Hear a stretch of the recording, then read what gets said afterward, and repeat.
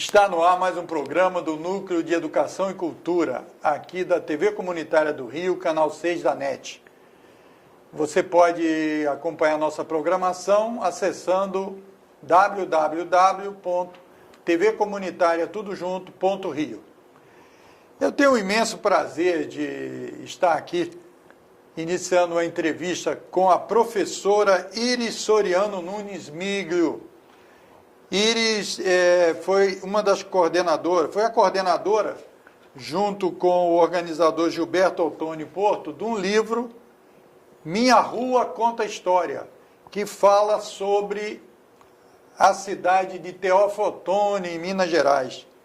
Aqui uma TV comunitária, sempre procurando discutir as questões mais voltadas para a cultura, para a história, para a comunidade, e nada melhor do que, e delicioso do que conversar hoje com a Iris. Esse livro é uma cartografia do pertencimento, da demografia, da história e dos sentimentos. É um regalo que poucas cidades recebem. Iris, muito obrigado por ter a oportunidade desse papo aqui. Eu é que agradeço imensamente essa oportunidade de falar um pouco sobre a minha cidade, sobre o nosso Instituto Histórico.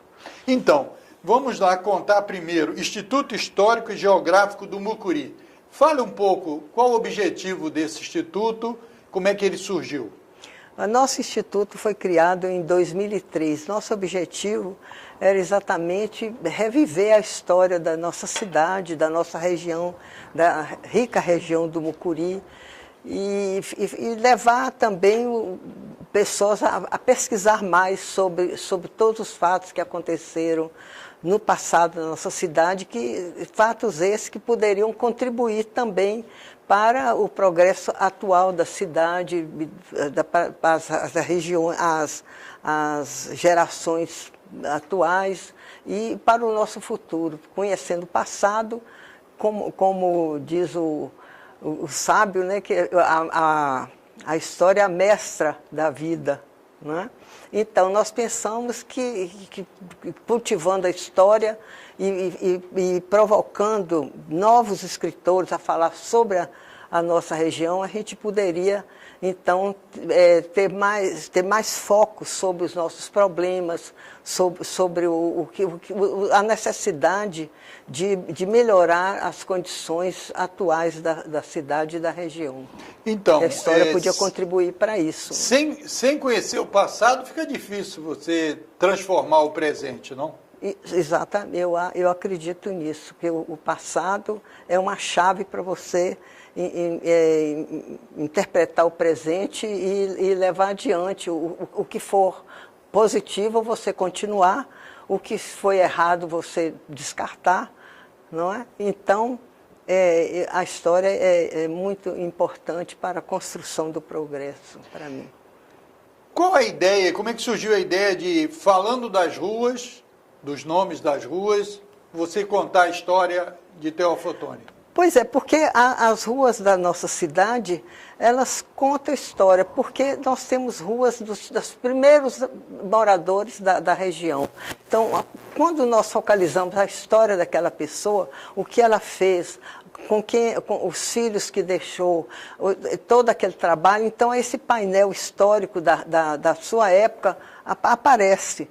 E talvez isso pode provocar também os historiadores desenvolver aquela ideia e falar mais sobre aquilo. Como é que era o comércio, como é que era a indústria naquele tempo, como é que era a educação. Se nós estamos falando de um professor dos primeiros tempos, você vai, então, despertar o interesse de estudar mais, de aprofundar mais. E depois foram pessoas que foram homenageadas, e você precisa de saber por que elas mereceram aquilo. E se você mora numa rua com um nome que você não sabe quem foi, eu acho que é uma falta de... É até uma questão como é que fala, de respeito por você. Você mora numa rua que você não sabe quem é esse José, quem foi esse Manuel. Então, acho que você merece saber o que ele fez, por que ele mereceu aquilo. Isso, vamos, você está homenageando também os atuais moradores dessas ruas. Os atuais, é uma questão de cidadania. Não é um direito que você tem como cidadão de saber por que eu moro na rua, por que esse fulano de tal tem esse nome, o que ele fez. Agora, antes da gente adentrar propriamente a vida aí de Teófilo Otoni, a professora Iris, por que se meteu nessa tarefa? O que estimulou? O que chamou a atenção para se envolver nesse tipo de... Olha, eu sou de uma época que não tinha televisão. Então, nas famílias, a gente conversava muito sobre a história da cidade. Não é? Minha mãe, ela, pelo lado materno, ela é Otoni. Então, ela contava, ela sabia muitas histórias de Teófilo Benedito Otoni lá na cidade. Na casa da minha avó tinha uma mesa que minha avó gostava muito de falar, nessa mesa Teófilo Otoni almoçou um dia. Então, aquilo eu achava interessante saber mais. Então, nós falávamos muito de história. Meu pai era de origem portuguesa, ele falava sobre os parentes dele que vieram de Portugal, contava aquelas anedotas engraçadas dos portugueses, fazia troça, mas a gente sentia que ele amava, que ele tinha orgulho das origens, do avô dele, não é? Dos problemas que ele passou, porque os primeiros moradores da região do Mucuri sofreram muito, né? Foi muito difícil a vida lá. Então, tudo isso eu escutava na infância e sempre eu gostei de história. E o seu envolvimento com o Instituto? O Instituto surgiu, você está desde o início, você foi convidada por alguém? Eu fui convidada, sim, mas quem teve a primeira ideia foi, você vai ver os artigos dele, Gilberto Otoni Porto, que é um engenheiro, que é o coordenador, da nossa cidade. Do livro. Ele sempre falava, nós precisamos de ter um Instituto Histórico, porque acontece coisas na cidade que talvez o Instituto Histórico pudesse ter uma força. Então, nós unidos, a gente pode conseguir muita coisa. Tem patrimônios lá que foram destruídos, porque talvez se tivesse já um Instituto Histórico, a gente não deixaria aquilo acontecer, né? Até para a defesa do patrimônio, das coisas que merece, que a história conserva, né? Então, tudo isso ele falava que era interessante. Então, ele conversou com outros professores de história, né? Então, outras pessoas que gostam de história foram se reunindo a nós e nós, então, o Instituto foi crescendo. Nós já fizemos simpósios, fizemos várias revistas históricas que os institutos históricos fazem, são artigos sobre a região, porque nossa ambição é que toda a região do Mucuri seja envolvida nisso, né? Nesse estudo, né? E já fizemos DVDs de jornais, conseguimos vários jornais antigos da cidade, do século XIX. Eu tinha uma amiga que que o pai dela tinha uma coleção enorme. Um dia eu estava numa reunião social, ela falou assim, eu já joguei muita coisa fora, agora só falta jogar os jornais. Eu falei, que jornal? Uns jornais que meu pai tinha lá do século, uns jornais velhos. Eu falei, pelo amor de Deus, eu vou lá amanhã buscar. Então, esses jornais, nós já fizemos DVD deles e é uma delícia você ver como é que se fazia jornalismo, os artigos. É muito interessante você ver, às vezes uma pessoa ia visitar a cidade, não dava tempo de visitar todo mundo, no interior tem isso, você mora no Rio, tem que visitar, então, na impossibilidade de visitar todos, por esse jornal eu vou me despedir e tal. Os noivados, os casamentos. Então, fora os artigos de fundo, né? Os falecimentos, os discursos que foram feitos à beira do túmulo, né? Que eu usava muito, né? Naquela ocasião, né? Então, nós fizemos vários DVDs, tem esses jornais, tem outros que depois nós fomos escolhendo. Muitas pessoas sabiam que a gente ia fazer um DVD, muitas pessoas nos forneceram também os guardados que eles tinham, aqueles papéis que, às vezes, numa família, eles têm fotografias, tinham coisa que não dava assim, muito valor, de repente eles começaram a se interessar também em guardar e oferecer para nós uma cópia. Então, esse trabalho foi um trabalho muito profundo. Sim, muito interessante, né? E mesmo para a gente buscar essas biografias, nós escrevíamos cartas para as pessoas pedindo. Se eles encontravam, um dia eu mando os dados. Escrevia cartas? Eu escrevia cartas para as pessoas, né, parentes dos titulares de ruas. Então, eles, qualquer dia desse, Iris, eu mando para você. Aí eu falei, não, passava um mês, 2, eu ia lá. Ó, eu vim agora aqui, você vai sentar aqui comigo e vai me dar tudo que você tem desse parente seu que é titular de rua para a gente fazer. De repente, eles achavam adorável aquilo, se emocionavam a nos fornecer esses dados e nós fomos compondo. Agora, é verdade que, da mesma forma que a Academia Brasileira de Letras tem o chá das 5, o Instituto Histórico de Mucuri tem o pão de queijo do que das 4, das 18? Nós reunimos um sábado por mês e tem o pão de queijo. Pode ter até outros quitutes, mas o pão de queijo precisa, porque afinal de contas nós somos mineiros, né? E reúne um pessoal, também professores, sim, tem outras pessoas? Reúne. Nós temos associados de Tabacuri, temos das cidades, da região do Mucuri. Não só de Teófilo Otoni. Teófilo Otoni é a região, a cidade polo, né? A maior, polo da região, nossa cidade. Aí vem pessoas de outras cidades. De outras cidades, Nós temos associados em outras cidades também. E esse livro já tem algum filhote sendo previsto aí para sair de outras cidades? Tem, já saiu até. Nós temos um associado que é um professor, o professor Wallace Gomes, ele é especialista em índios, ele tem um livro dele sobre os índios de Tambacuri, que é uma preciosidade. E ele tem artigos dele aí nessa nossa revista, ele vem de lá para as reuniões. E ele já fez um livro? Ele já fez um livro, fez um livro sobre as ruas, né, de Tambacuri, o título é quase igual ao nosso, né? Tá, agora vamos adentrar então a história do fundador de Teófilo Otoni. Teófilo Otoni, o que você poderia falar para a gente quando surgiu o Teófilo Otoni? Ele é parente lá dos portugueses ou dos italianos? Não, o Teófilo Otoni é de origem italiana. Ele é de origem italiana, ele nasceu no Cerro, que é uma cidade do norte de Minas, ali perto de Diamantina. E ele teve um papel muito importante no Brasil, no século XIX. Ele era do Partido Liberal, fazia oposição à monarquia. Ele tinha ideias republicanas, não é? Mas era difícil pensar na república em plena monarquia. Mas ele frequentava aqueles intelectuais. Quando ele morou aqui no Rio, ele frequentava aqueles intelectuais que bebiam as ideias dos iluministas do século XVIII,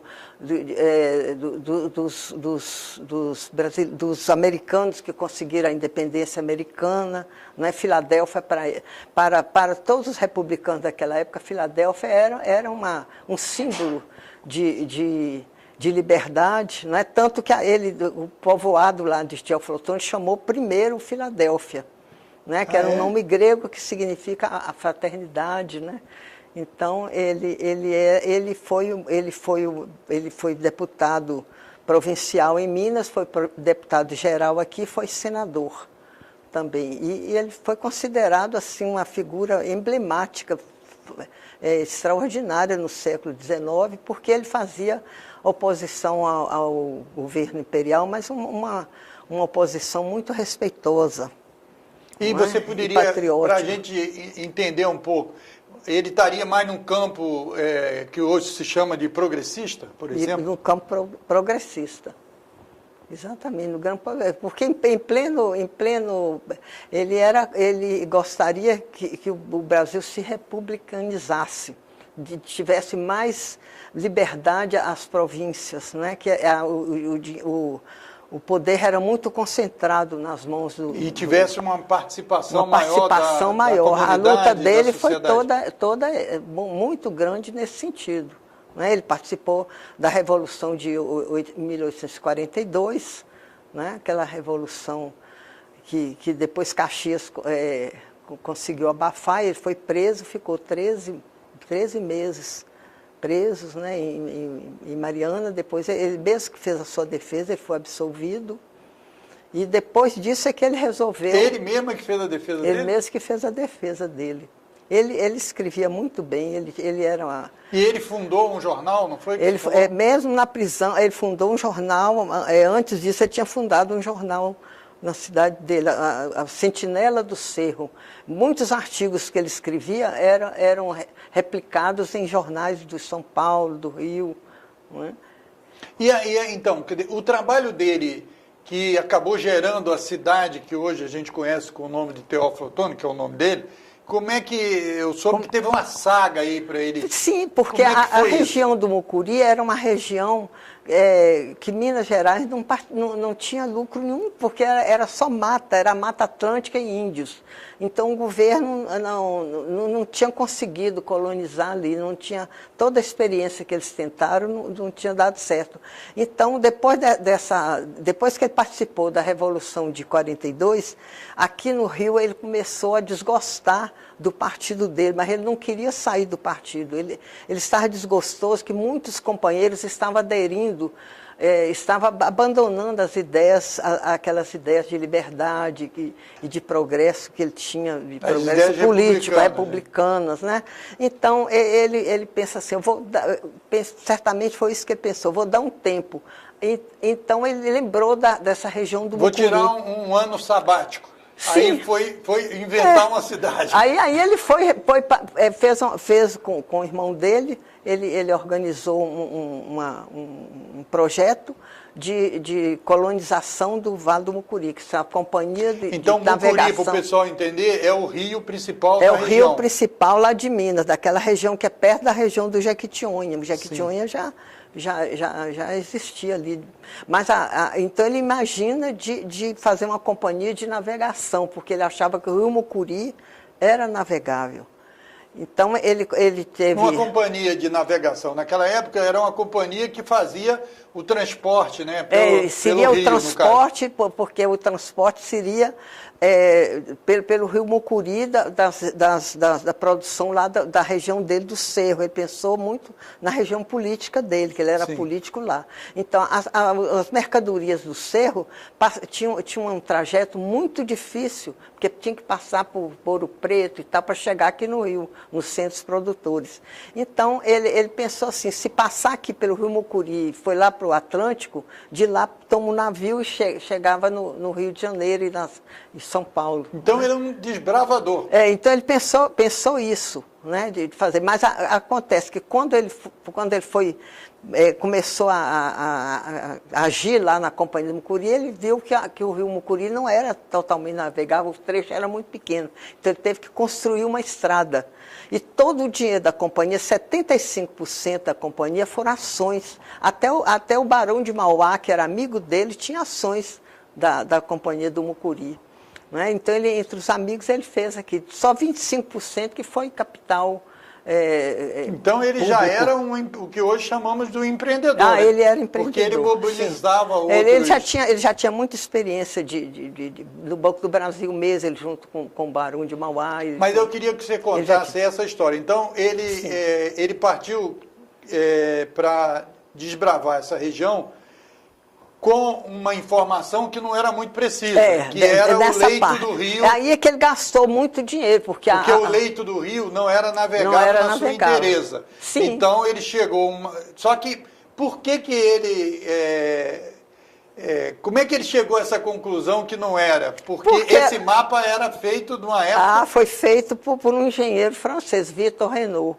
Né? E esse mapa era de uma época que 1837, o rio estava cheio. Então, ele resolve, ele não se dá por vencido. Ele resolve fazer, então, uma estrada. Então, vamos fazer um rio que não é navegável, é uma estrada. Aí ele fez a estrada Santa Clara, que vinha de uma cachoeira até o núcleo que era... Porque ele já tinha construído o núcleo, né? Já tinha construído o núcleo. Que era o início da cidade. Ele construiu esse núcleo, quando ele chegou na região, ele viu que seria interessante um rio Todos os Santos, mas tinha o problema dos índios, mas ele sabia, ele era muito ágil, muito simpático. Então, o chefe dos índios, que primeiro que receberam com todos armados, ele começa a conversar, ele tinha o intérprete dele, que chamava língua, né, começa a explicar que ele estava com boas intenções e tal, e começou a conversar, o índio gostou dele. O chefe Potum gostou e falou, você pode ocupar essas terras, pode trazer seus parentes, você é Otônio, parece que ele achou que Otônio era igual Potum. Tinha alguma coisa a ver ele tinha um trato respeituoso com os índios, ele sempre falava que os índios eram os donos da terra. Eu acho que ele foi então ele tinha um espírito humanista. Ele tinha muito.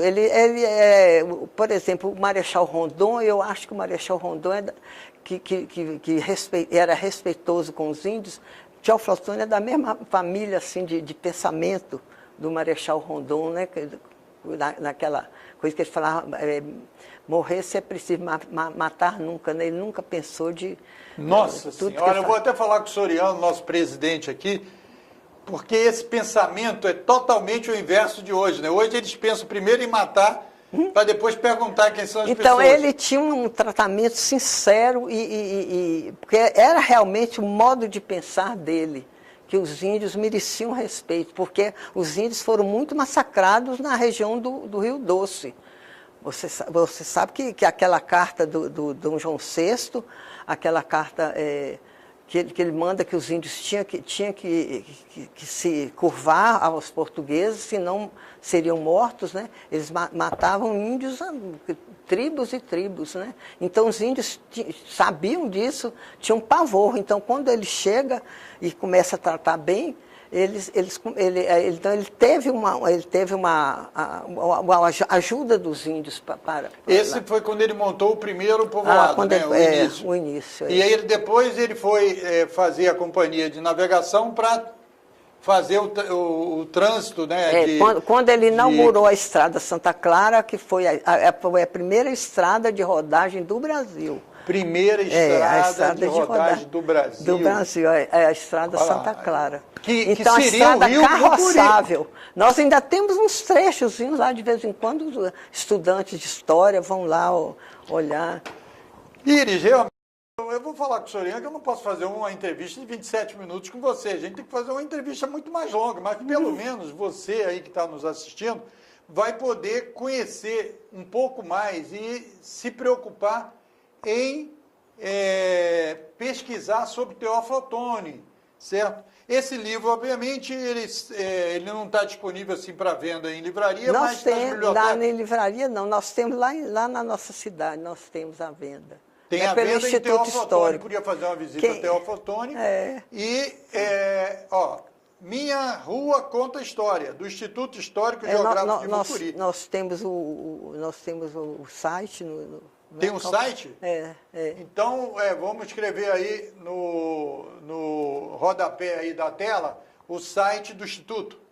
Ou do livro. Do Instituto e do livro. Do Instituto e do livro. Você pode ler aí embaixo, copiar e pesquisar. O que for possível. E também, Iris, aqui tem a revista do Instituto Histórico também, né? Essa foi a última, a última revista que saiu no ano passado. Agora nós vamos lançar desse ano. Então, revista com artigos, todo mundo escreve, coisas muito interessantes. Mas, nós temos... inclusive para desenvolver a leitura, né, Iris? Isso é muito importante você, professora, porque hoje o pessoal fica falando VC é você. Certo? Então, quer dizer, a internet é uma coisa interessante, porque é um banco de dados importante, mas tem lá os seus problemas, como sempre, né? E o pessoal não quer escrever. Então, isso aqui, a pessoa lê quase que um livro, né? Quase que um livro. Né? Tem artigos sobre saúde, sobre a medicina. E você escreve aqui também? Aí tem um artigo meu também. Então, isso aqui é a revista do Instituto. Agora, lá para o final aqui, nós estamos terminando a entrevista, tem algum aspecto dessa pesquisa, ou do livro, ou da cidade, que você acha que era importante falar para os nossos telespectadores? Nós já estamos chegando ao final de nossa entrevista. Tem alguma coisa que a gente não pôde tocar aqui, que é muito marcante? Sobre o nosso instituto, eu gostaria de falar que nós esperamos que o Instituto publique mais artigos, que as pessoas mesmo as pessoas que não façam parte do quadro, se quiserem, se tiverem a bondade de fazer artigos sobre a nossa região, seria muito bem. Então, a Iris está fazendo um chamamento a você que mora em Teoflotônio, na região do Mucuri, porque eu sei que esse vídeo aqui vai para lá, vai circular lá.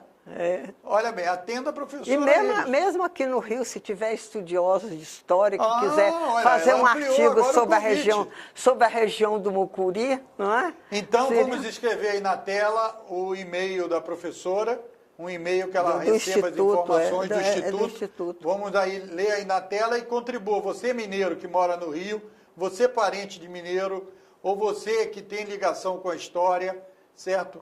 Que queira participar aí desse mutirão literário histórico, a professora está convocando você. Vamos participar. Então, isso é muito importante. Para a nossa próxima revista, né? Muito ótimo. Olha, foi um prazer enorme estar com você. Também. Agora, antes de terminar, eu tenho que falar aqui quem é a Iris, o outro lado da Iris, né?